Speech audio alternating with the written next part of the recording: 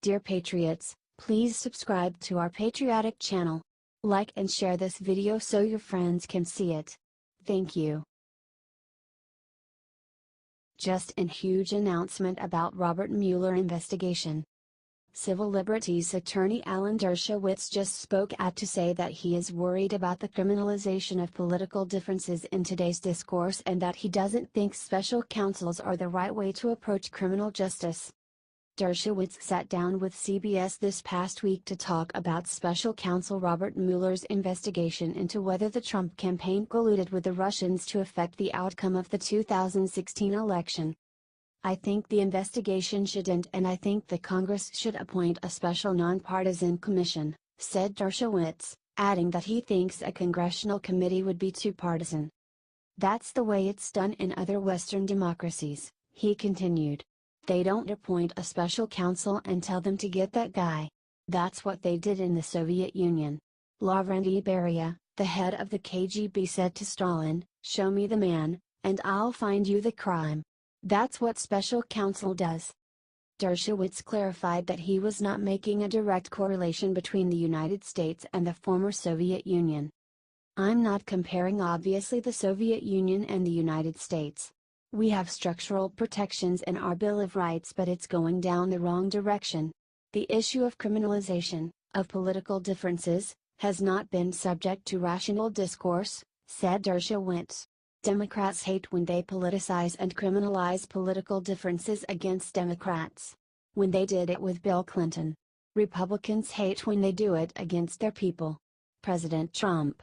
But each one supports it when they're against their enemies and partisanship prevails over principle. It's very hard to have a reasonable discussion."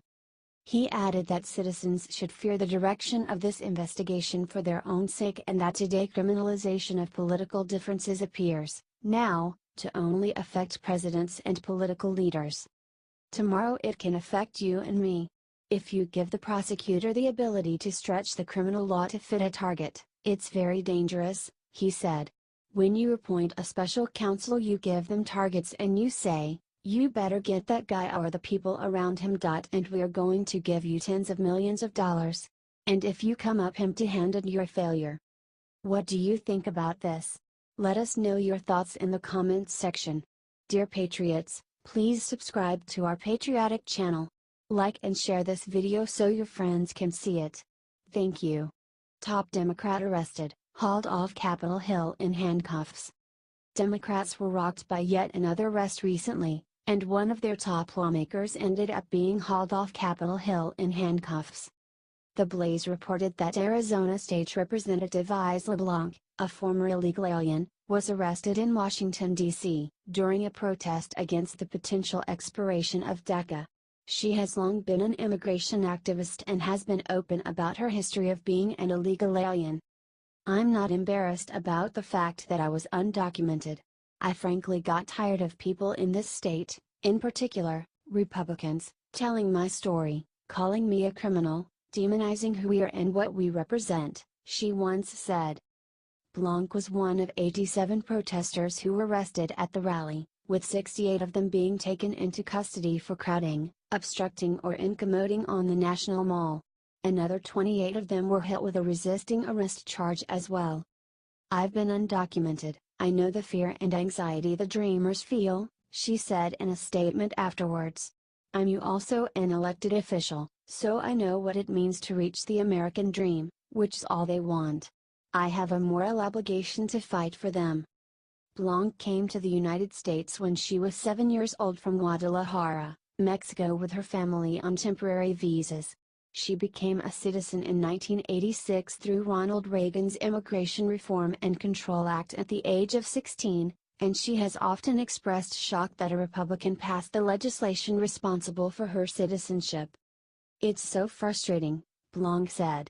"I cannot believe that almost 32 years ago we actually had a Congress, both Republican and Democrat, that maybe didn't necessarily agree but can actually come together and work on some level of a pathway to citizenship."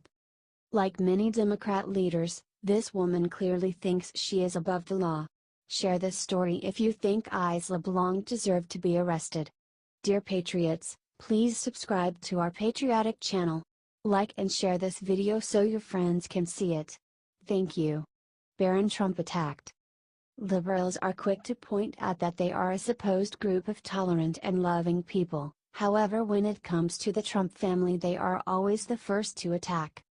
While attacking the adults in the Trump family is objectionable, attacking young Barron is revolting.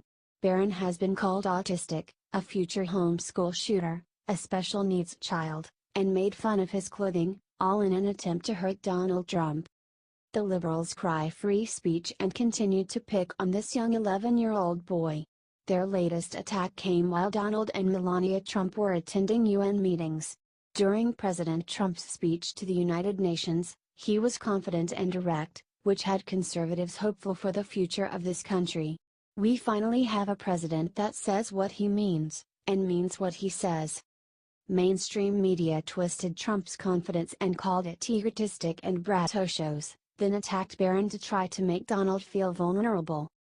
President Trump shared a humorous video of him hitting a golf ball right into Hillary Clinton's back, which then causes her to fall down. The left lost their minds over it and said the video promotes violence against women and is threatening to Clinton. A producer, Danny Zucker, for the leftist show Modern Family, posted a nasty tweet that involves Barron. Dear Patriots, please subscribe to our patriotic channel. Like and share this video so your friends can see it. Thank you. Trey Gowdy took a wrecking ball to the Democrats' criticism of FISA memo. Representative Trey Gowdy, RSC, is one of the few in Congress willing to tell it like it is. He has refused to mince words when it comes to the recently released Nunes memo. And he just took a wrecking ball to the Democrats when they criticized the 4-page memo. While speaking on Face the Nation, Rep. Gowdy went after Representative Adam Schiff, DMA, dismantling his concerns with the FISA memo. Gowdy stated he gets that Adam Schiff and others are worried about what's not in my memo. I wish that they were equally concerned about what's not in the FISA application. Gowdy is referring to the FISA application to spy on key members of the Trump campaign. The application sourced the controversial Steele dossier, but it is unclear whether it mentioned the fact that the Democratic National Committee and Hillary Clinton's campaign paid for the dossier. It also failed to mention how ex-British spy Christopher Steele had a strong bias against the president, and wanted to do everything he could to make sure Trump wasn't elected. As reported by the Daily Caller, GOP Rep. Trey Gowdy of South Carolina dismissed Democrats' criticisms of the recently released Republican memo detailing surveillance abuse within the FBI and Department of Justice, during an interview Sunday on Face the Nation. I get that Adam Schiff and others are worried about what's not in my memo, Gowdy said on Face the Nation. I wish that they were equally concerned about what's not in the FISA application.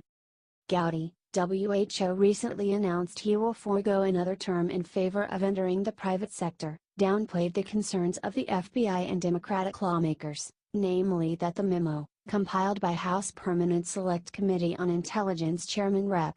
Devin Nunes, might compromise intelligence methods and sources.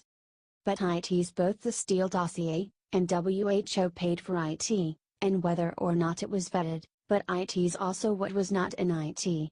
This is an application to a court. So, I get that Adam Schiff and others are worried about what's not in my memo, Gowdy said.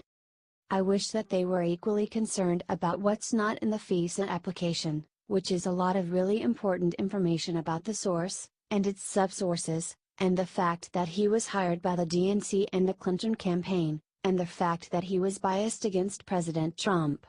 That is all information that the finder of fact is entitled to. The FBI released a statement prior to the memo's Friday release, which stated the agency had grave concerns about its contents. The point brought up by Gowdy is very powerful and is something the Democrats clearly don't want to talk about. They are hoping everyone forgets about the anti-Trump Steele dossier, and how it influenced the Justice Department in their decision to spy on Trump campaign officials. Do you think the Nunes memo will bring down the Democrats?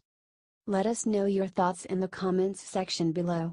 Dear Patriots, please subscribe to our patriotic channel. Like and share this video so your friends can see it. Thank you. Fox News makes infuriating announcement about Laura Ingraham amid controversy. Fox News host Laura Ingraham just announced that she is taking a break from her show as Parkland shooting survivor David Hogg continues to call for her advertisers to drop her. The Hill reported that on Friday night, Ingraham announced that she would be taking the week of Easter off to be with her children. "A blessed Good Friday and Passover to all of you. I'll be off next week for Easter break with my kids," she said. "Fear not. We've got a great lineup of guest hosts to fill in for me." This comes after Hogg called for advertisers to drop Ingraham's show because she dared to criticize him for complaining about not getting into the colleges of his choice. The Daily Caller reported that though Ingraham apologized to Hogg and invited him to appear on her show, he refused to accept it and instead teamed up with Media Matters to pressure her advertisers to drop her. Media Matters published a list of Ingraham's biggest recent advertisers, and Hogg shared this list on Twitter. Media Matters has started a running tally of how many companies have pulled their ads from Ingraham's show, and that number is currently at 9.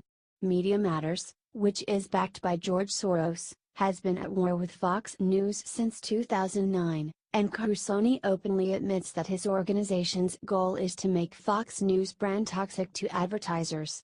The companies that have already dropped their ads from Ingram's show include TripAdvisor, Expedia, Hulu, Johnson & Johnson, Wayfair, Nestlé, and Nutrish. A spokesman for TripAdvisor released a statement saying that the company doesn't condone the inappropriate comments made by this broadcaster. "In our view, these statements focused on a high school student, cross the line of decency." What do you think about this? Let us know your thoughts in the comments section.